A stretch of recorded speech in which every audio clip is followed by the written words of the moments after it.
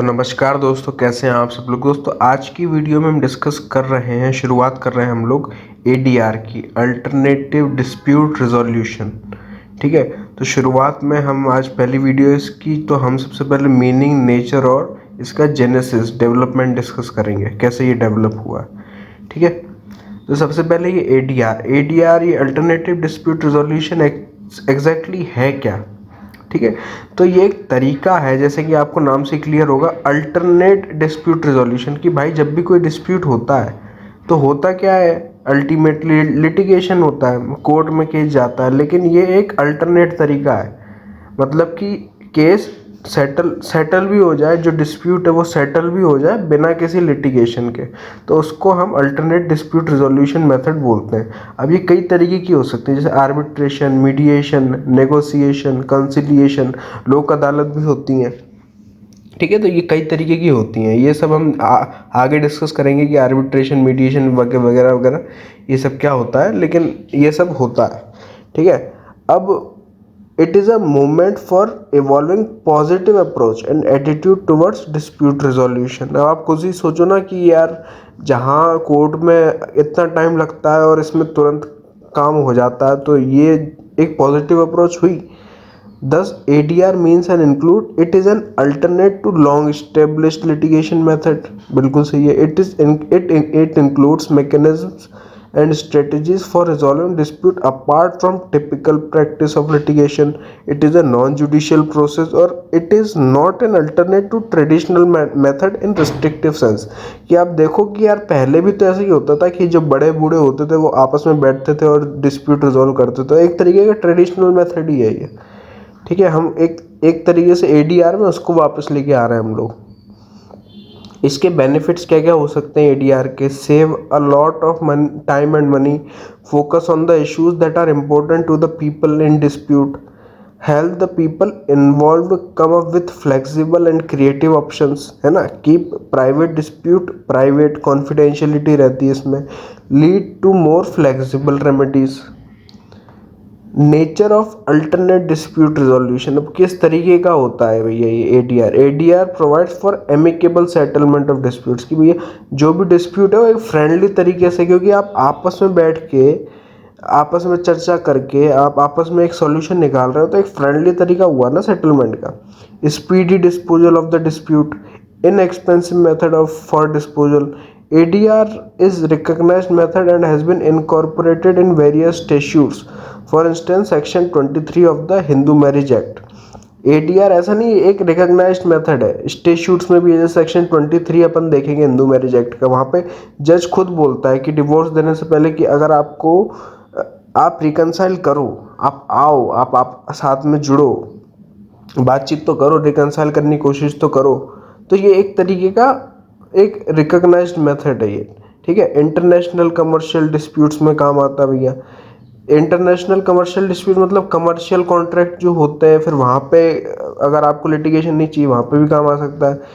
Resolution of all forms of disputes, ठीक है, evade scope of future litigation, वो ये तो मेन काम ही है इसका।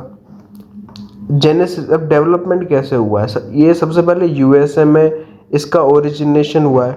ठीक है, अब अर्ली में क्या होता था, जैसे मैंने आपको बताया कि एल्डर्स और सीनियर मोस्ट मेंबर आप विलेज में बैठते थे और आपस में डिस्प्यूट रिजोल्व करते थे।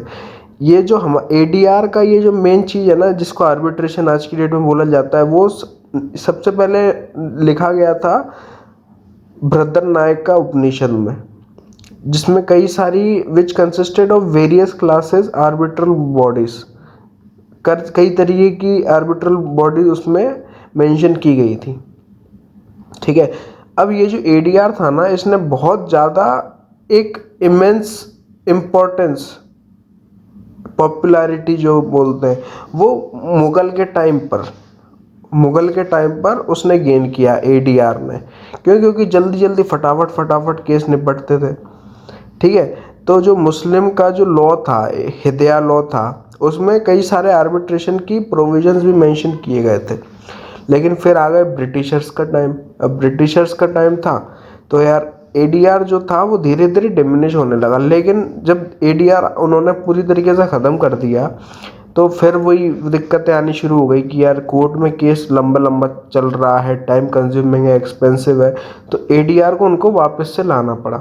इसीलिए ब्रिटिश गवर्नमेंट ने एक बंगाल रेजोल्यूशन एक्ट 1722 लेके आया, जिसमें आर्बिट्रेशन के प्रोविजंस थे। और लेटर जब सीपीसी बना, ब्रिटिश गवर्नमेंट जो जस्ट उन्होंने बनाया सीपीसी, उसमें भी इसके प्रोविजंस दिए गए थे।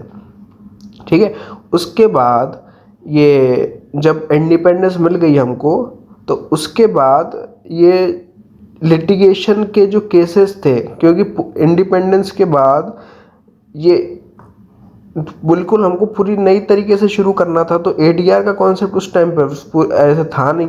ठीक है, तो उस टाइम पर क्या हुआ कि जैसे जैसे ये जो वही जो दिक्कतें आनी शुरू हो गई कि टाइम लगने लगा, पेंडिंग रहने लगी केस, तो हमको लगा कि यार हमको दोबारा से एडीआर पे काम करना पड़ेगा।